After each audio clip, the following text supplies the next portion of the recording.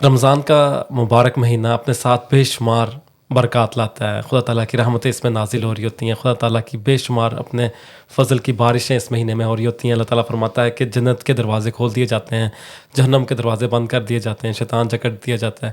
مگر اس کے ساتھ ساتھ ہم دیکھتے ہیں کہ انسان کی جو ذاتی ایک روزمرہ کی زندگی ہے, کام کی ایک زندگی ہے, وہ بے شمار اس سے متاثر ہوتی ہے.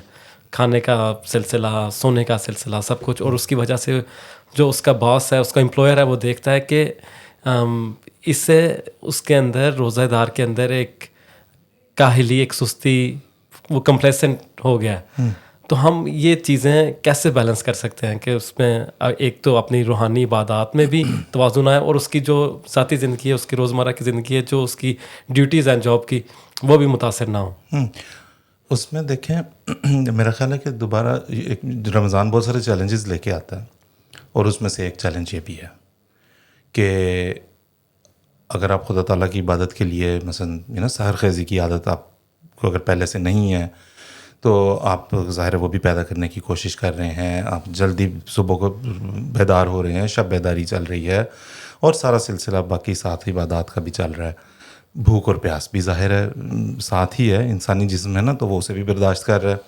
اس میں کہیں جو ہے وہ آغاز کے دنوں میں تو ایسی کوئی نظر آ سکتی ہے کہ کسی میں کچھ تھوڑی سی روٹین کی تبدیلی کی وجہ سے وہ اس طرح سے شاید کام نہ کر پائے.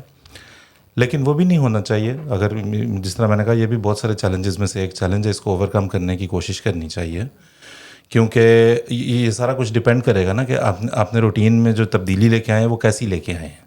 اب دیکھیں, اگر آپ امپلائر اور امپلائی کی بات کرتے ہیں, ایک امپلائی جس دن جم جانا شروع کرتا ہے اور ورک آؤٹ کرنا شروع کرتا ہے, آج کل کے نوجوان اس بات کے ساتھ ریلیٹ کر سکیں گے, تو پہلے کچھ دن جو ہے وہ ہڈیوں پسلیوں میں اور پٹھوں میں درد بھی ہو رہا ہوتا ہے, جس کو کھلیاں کہتے ہیں, ہے نا. تو وہ بھی ہے. اس کے ساتھ بھی جو ہے وہ انسان کی روٹین چینج ہوئی ہے, اور اس میں جو ہے وہ اس کو اٹھنے بیٹھتے وقت جو ہے وہ ہو بھی رہا ہے, تو وہ امپلائر وہ بھی نوٹ کر سکتا ہے. تو it's all about how you do it, کس طرح سے آپ کیا تبدیلی لے کے آتے ہیں. میرے خیال میں تو اٹ آل ڈپینڈس کہ آپ نے روٹین میں جو تبدیلی اپنی کی ہے, معمول میں جو تبدیلی کی ہے, وہ کیا کی ہے, آپ کیا کھا رہے ہیں, کس طرح کھا رہے ہیں, اور آپ کی شام کی جو افطاریاں ہیں وہ خوراک ہے یا انتقام ہے خدا سے اور رمضان سے اور روزے سے, اور سحری کے ٹائم جو ہے وہ تیاری آپ مطلب ہے کہ روزے کی کر رہے ہیں, یا اسے زندگی کا آخری کھانا سمجھ کے کھا رہے ہیں کہ اس کے بعد اب زندگی میں نہ پانی ملنا ہے, نہ لسی ملنی ہے, نہ پھینٹا ہوا انڈا ملنا ہے, نہ آملیٹ ملنا, نہ پراٹھا ملنا, لہٰذا آج جو کھا سکتے ہو کھا لو. تو میرے خیال میں تو it all comes down to کہ بھئی آپ کر کیا رہے ہیں, آپ بیہیو کیسے کر رہے ہیں, آپ کے بیہیویئر میں آپ اپنے کیا تبدیلی لے کے آئے ہیں اپنی روٹین کے ساتھ ساتھ. تو رمضان کا میرے خیال میں اس میں کوئی قصور نہیں نکالنا چاہیے, نہ ڈھونڈنا چاہیے. چیلنج کے طور پہ لیں کہ میں نے نہیں کہولت کو پاس نہیں آنے دینا, میں نے اپنی معمول کی جو ہے, جو خوراک ہے, جو کھانا پینا ہے, جو اٹھنا بیٹھنا, سب وہ ایسا رکھنا ہے کہ جس کی وجہ سے کہولت پاس نہ آئے. اسی طرح آپ نے بات کی کہ جب افطاری کی تو گویا ایسا سمجھا کہ یہ اب انتقام ہے. تو ہم دیکھتے ہیں کہ بعض لوگ افطار کے اندر بھی ایک اس کے اندر اسراف کا پہلو نظر آتا ہے. اہتمام ہونا ہر کھانے کے لیے کوئی بری بات نہیں, بالکل, مگر جس طرح اس کا اہتمام کیا جاتا ہے وہ ایسے لگتا ہے جیسے حضور صلی اللہ علیہ وسلم سے کی سنت سے بھی ہٹ کے اور بدعت کی طرف جاتا ہے, اور ہر گھر میں تقریباً ایسا ہی نظر آتا ہے. جی, اس میں دیکھیں پھر وہی جو آپ نے اچھا کیا, حضور صلی اللہ علیہ وسلم کی زندگی کی مثال دی. حضور صلی اللہ علیہ وسلم کی زندگی میں تو جو ہمیں واحد تبدیلی بتائی جاتی ہے, یا جو ہم تک پہنچی ہے, جو سب سے بڑی ہے, وہ یہ ہے کہ آپ صدقہ و خیرات اور عبادات میں ایک تیز آندھی کی طرح ہو جاتے ہیں, یہ بتایا جاتا ہے. باقی آپ نبی کریم صلی اللہ علیہ وسلم کی سیرت کا مطالعہ کر لیں, ان کے تو بہت سے دن جو ہے وہ بھوک اور پیاس میں گزرتے تھے. ان کے تو رمضان ہو یا شوال ہو یا رجب المرجب ہو یا جون سا بھی مہینہ ہو, ان کے تو کئی دن ایسے آتے تھے کہ خوراک بہت کم میسر ہوتی تھی, اور جب میسر ہوتی تھی تو تب بھی اس میں آپ کی خوراک بڑی محدود سی تھی, آپ بہت کم کھاتے تھے. اور آپ ہی سے ہم نے یہ نسخہ سیکھا ہے, جو کم خوردن والا نسخہ ہے, وہ یہیں سے تو ہم نے سیکھا. کم سونے والا بھی وہیں سے سیکھا. تو شب بیداری بھی سال بھر چل رہی ہے, اور جو کم خوردن والی بات ہے وہ بھی سال بھر اس کی مثال نظر آ رہی ہے. اور پھر یہ ہے کہ جو افطاری کا جو اہتمام ہے، مثلا یہ بتایا گیا کہ جی روزے دار کو جو انعامات جو اللہ کی طرف سے ملتے ہیں ان میں سے ایک یہ ہے جو افطار ہے. تو دوسرا جو ہے وہ عید کے موقع پہ بتایا گیا کہ عید اس کو رمضان کے آخر پہ مل جاتی ہے ایک انعام کے طور پہ. تو دن اس میں جو اہتمام، خوراک میں اہتمام کچھ اس طرح سے تو ہمیں کہیں پہ بھی نظر نہیں آتا کہ افطاری جو ہے وہ گویا نبی کریم صلی اللہ علیہ وسلم کے ہاں کوئی جشن کا سا اہتمام ہو جایا کرتی. وہ خوراک تھی جو آپ نے کھانا، آپ نے دن بھر روزہ رکھا، جس وقت اللہ نے آپ کو کھولنے کا حکم دیا ہوا اس وقت آپ نے اسے خوراک کے ساتھ کھول لیا. باقی کوئی فتویٰ مطلب کہ میں تو دیکھیں نا کسی بھی پوزیشن میں نہیں ہوں، جو کرتے ہیں اہتمام اچھی بات ہے. دیکھیں بعض اوقات اپنی اولاد کو سمجھانے کے لیے آپ کو اہتمام کرنا بھی پڑتا ہے، لیکن اہتمام کس قسم کا کرنا پڑتا ہے یہ ضرور ذہن میں رکھنا چاہیے. مثلا یہ کہ مطلب بعض چیزیں جو لازمی جزو لا ینفق جن کو کہتے ہیں بن گئی ہوئی ہیں افطار کا، کہ مثلا جو لال شربت آتا ہے روز فلیور کا جس کے مختلف برانڈ ہیں، روح افزا ہے، نورس ہے، اس طرح کا جو ہے کہ اس کے بغیر روزہ نہیں کھل سکتا. اور اس کے علاوہ جو پکوڑے کے علاوہ جو ہے وہ روزہ نہیں کھلتا. ٹھیک ہے جی، ایسا پکا پختہ وہ ہو گیا، چاٹ ضرور ہونی چاہیے، فلاں چیز ضروری تو اس میں کچھ بھی نہیں ہے. کھجور نبی کریم صلی اللہ علیہ وسلم کی سنت ہے، پانی سے روزہ کھول لینا نبی کریم صلی اللہ علیہ وسلم کی سنت ہے، کچھ نہ بھی ہو تو پانی نمک چاٹ کے روزہ کھول لینا بھی نبی کریم صلی اللہ علیہ وسلم کی سنت. تو یہ چیزیں تو کلچرل ہیں جو ہم نے شامل کر لی ہوئی ہیں ساتھ کے ساتھ، اور ہمیں لگتا ہے کہ اس کے بغیر ہوا.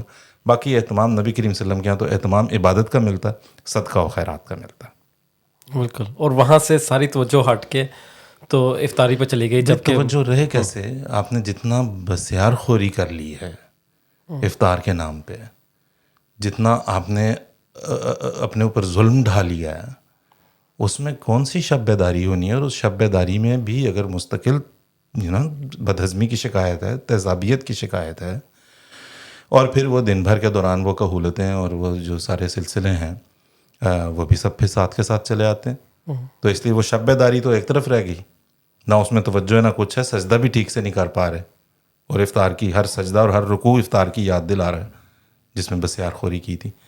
تو وہاں شب بیداریاں کون سی ہوں گی پھر. یہ تو ایک قسم کے لوگ ہو گئے. بعض دوسرے قسم کے لوگ ہیں جو کچھ خاص ڈھونڈنے کی کوشش کر رہے ہوتے ہیں کہ یار رمضان کے اندر کوئی ایسی کوئی خاص عبادت مل جائے جس سے خدا تعالیٰ کے بہت ہی قریب ہو جاؤں. دیکھیں میں اس معاملے میں اگر آپ مجھے کچھ عرض کرنے کے لیے کہیں گے تو سب سے پہلے میں یہ عرض کر دوں کہ میں تو کسی بھی ایسی پوزیشن میں نہیں ہوں نا کہ بطور نصیحت کروں. جو میں کہہ رہا ہوں سب سے پہلا اس کا مخاطب میں خود ہوں. ٹھیک ہے، تو اپنے آپ کو پہلا مخاطب مان کے میں یہ عرض کرنا چاہتا ہوں کہ رمضان نے نہ آپ کا کچھ بنانا ہے نہ آپ کا کچھ بگاڑنا ہے. کچھ نہیں کرنا رمضان نے، جو کرنا ہے وہ آپ نے کرنا ہے. رمضان رحمتوں والا مہینہ، برکتوں والا مہینہ، اس میں کوئی شک نہیں. مثال اس کی یوں سمجھ لیں کہ آپ بہت دیر سے ترس رہے تھے کھانے کے لیے، کچھ میسر نہیں تھا. کسی نے آپ کو کہا کہ یہ آٹا ہے، گوندھ کے رکھ دیا، یہ جو ہے آلو ہیں، یہ گوشت ہے، یہ نمک ہے، یہ مرچ ہے، اور یہ چولہا ہے. تو اس نے اجزاء آپ کو، اس نے فیوریبل ماحول، آپ کو سازگار ماحول اور اجزاء، ٹھیک ہے جی، سو فیوریبل ایٹماسفیئر اینڈ ریسورسز وہ آپ کو دے دیے. اب آپ کھڑے ان کو دیکھتے رہیں اور خوش ہوتے رہیں.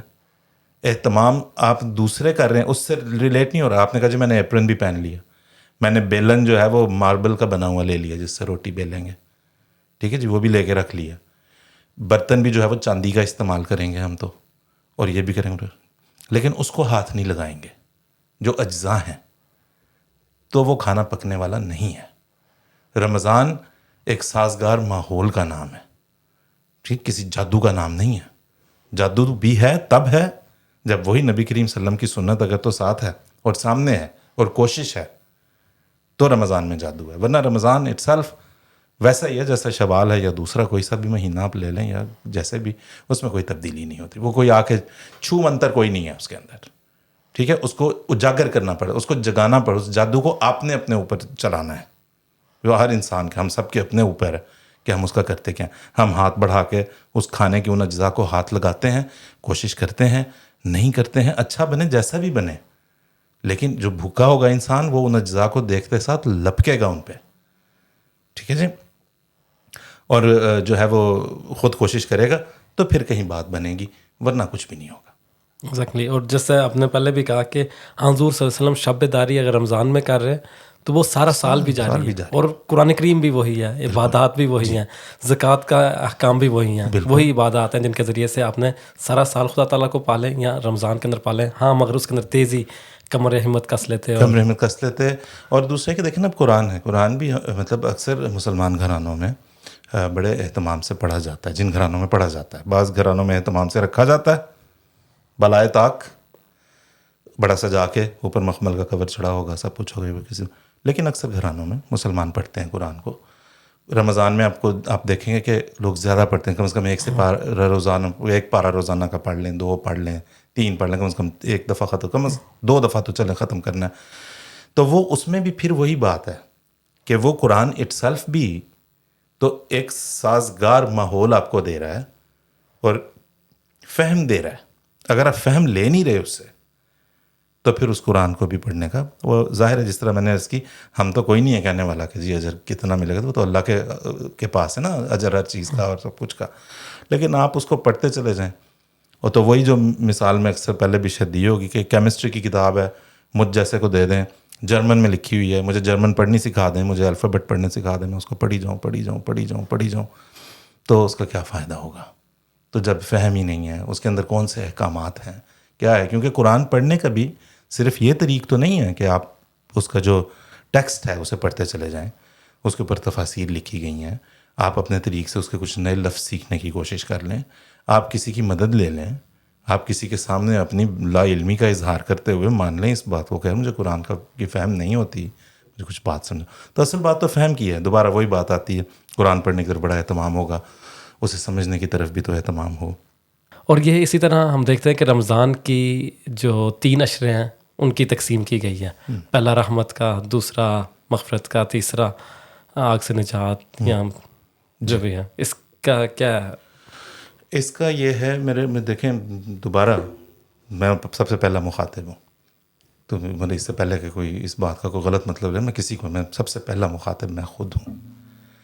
پہلا اشرہ رحمت کا ہے, دوسرا مغفرت کا ہے, تیسرا آگ سے نجات کا ہے. ہم اپنے دل میں رحم رکھیں نا کسی کے لیے, ٹھیک ہے نا, ہمارا دل کرخت رہے, لیکن ہم اللہ کے پاس یہ امید لے کے بیٹھے رہیں اور سجدے میں اپنا ماتھا اور ناک رگڑتے رہیں کہ تو ہم پہ رحم کر بھی دے گا. جس طرح میں نے کہا, تو اللہ کے تو اپنے کام ہے نا, کیا کرنا ہے کیسے کرنا ہے ہم تو نہیں کہہ سکتے. لیکن دیکھیں بات بنتی نہیں ہے اگر اپنے دل میں رحم نہیں ہے دوسروں کے لیے. تو اللہ سے رحم مانگتے چلے جانا اور پھر بعد میں سوچنا کہ پتہ نہیں رحم کرتا بھی ہے کہ نہیں, یا پتہ نہیں کیا ہے. اپنے رمضان میں میرے خیال میں تو دیکھیں ایک سیلف ریفارم کا مہینہ, یہ نہیں بھولنا چاہیے. ہم یہ سمجھتے ہیں کہ اس مہینے میں اللہ کی ڈیوٹی بڑھ گئی ہے, ہاں جی, کہ سارے مسلمان اٹھ کے چلیں کہ سن رحمت دے دیو, ان مغفرت دے دیو, ٹھیک ہے جی. تو یہ الٹ ہے, ایسا نہیں ہے کہ اللہ کی ڈیوٹیاں بڑھا دی ہیں ہم نے اس مہینے میں. آپ کی ڈیوٹی بڑی ہے, میری ڈیوٹی بڑی ہے, ہم سب کی ڈیوٹی بڑی ہے ایز مسلمان, کہ ہم نے کیا کرنا ہے. رحمتوں کے عشرے میں اپنے دل میں تو رحم پیدا کر لیں, اور پھر اللہ کے پاس جاتا ہوا انسان اچھا بھی لگے گا کہ بھی اپنے دل میں تو میں نے پیدا کر لیا, کوشش کر رہا ہوں رحم پیدا کرنے کی, تو بھی مجھ پہ رحم کر, ٹھیک ہے. بے بس ہے نا انسان. بھائی یہ جو والدین کے لیے جو دعا ہے رب ارحمہما کما ربیانی صغیرہ, میرے خیال میں یہ بے بسی کی دعا ہے کہ جیسا انہوں نے مجھ پہ رحم کیا جب میں چھوٹا تھا ویسا تو ہی کر سکتا ہے, میرے بس میں تو نہیں ہے, ٹھیک ہے نا. اسی طرح کا رحم میں کوشش کر رہا ہوں تیرے بندوں پہ کرنے کی اور اپنے آس پاس لوگوں پہ کرنے کی, میرے بس میں نہیں ہے. مجھے اپنی رحمت سے وہ رحمت عطا کر جس سے میں بھی فائدہ اٹھاؤں, میں دوسروں تک بھی اس رحمت کو پہنچا سکوں. مغفرت کا اشرہ بھی خود کسی کو معاف نہیں کرنا, دل اسی طرح کڑے اور سخت اور کرخت ہیں, لیکن اللہ کے پاس جا کے کہہ رہے ہیں ہمیں مغفرت دے دے, ہمیں معاف کر دے. وہاں پہ بھی اسی بے بسی کے ساتھ جائیں نا. میں کوشش کرتا ہوں, میرا دل فلاں کے لیے بہت سخت ہے, لیکن اے اللہ تو مجھے مغفرت ایسی دے کہ اس سے میں بھی فائدہ اٹھاؤں اور میرا دل نرم ہو اور دوسرے لوگ بھی مجھ سے اس مغفرت کا فائدہ اٹھا سکیں. سو حساب آگ سے بچنے کا بھی میرے خیال میں مطلب دل میں آپ اور ذہن میں آپ کون کون سی آگ اٹھائی پھر رہے ہیں, ہم سبھی, ٹھیک ہے نا. لیکن وہاں پہ ہم کہتے ہیں کہ تو ہمیں آگ سے بچا لے, یہ آگ اندر جلتے رہنے دینا، نہیں بھائی، وہ بجھے گی تو آگ بجھے گی، یہاں پہ ہے تو آگ رہے. یہ ملٹیپل کی کمانڈز ہیں جو اللہ کے احکامات ہیں. یہ آلٹ کنٹرول ڈیلیٹ جیسے 3 کیز کو دبا کے آپ کو کوئی فنکشن حاصل ہوتا ہے نا کمپیوٹر سے، وہ 3 ہی دبیں گی تو ہوگا. وہ صرف آلٹ اور ڈیلیٹ سے نہیں ہوگا، وہ صرف کنٹرول اور ڈیلیٹ سے نہیں ہوگا، وہ آلٹ کنٹرول ڈیلیٹ اکٹھی دبیں گی تینوں کیز تو یہ ملٹیپل کی کمانڈ ہوگی. اور وہ ملٹیپل کیز کیا ہیں؟ اللہ کے حقوق اور اللہ کے بندوں اور اس کے مخلوق کے حقوق، وہ اللہ نے خود بتا دی ہیں ملٹیپل کیز. تو ہم اللہ کے بندوں کی طرف سے جو اس کی مخلوق ہے، جس کے بارے میں وہ کہتا ہے کہ اپنے حق شاید میں چھوڑ دوں، معاف کر دوں، اپنی مخلوق کے حقوق نہیں چھوڑوں گا، میں معاف نہیں کروں گا اگر تم پورا نہیں کرتے. تو وہ ہم نظر انداز کیے رکھیں، نہ کسی کو معاف کرنا ہے، نہ کسی پہ رحم کرنا ہے.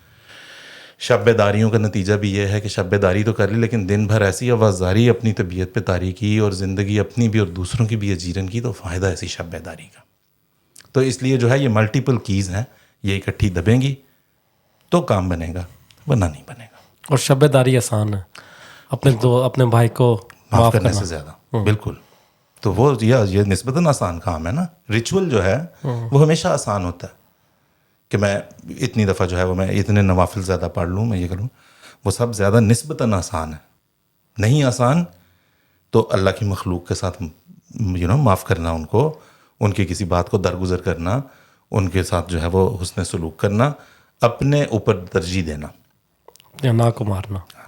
آپ کی بات سے بھی بظاہر ایسے لگ رہا ہے کہ یہ ساری جو روزے کی قربانیاں ہیں، رمضان کی قربانی ہے، وہ دوسروں کے لیے ہی ہے، اور اپنے لیے اس کے اندر کیا ہے؟ اپنے لیے خدا ہے جس کے پاس آپ جا رہے ہیں، یہ بتانے کے لیے میں نے فلاں کو بھی معاف کر دیا، میں نے فلاں کو بھلا کر دیا، میں نے فلاں کی فلاں چٹی اس سے کسی طرح اتار دی، میں نے کسی کے فلاں تکلیف دور کر دی تیری خاطر. تو اگر اس کی ایک نظر مل جاتی ہے، ایک نظر محبت کی پڑ جاتی ہے، وہ آپ کا رمضان ہے، وہ اجر ہے. کیونکہ اللہ تعالیٰ نے تو کہا اس کا اجر میں خود ہوں.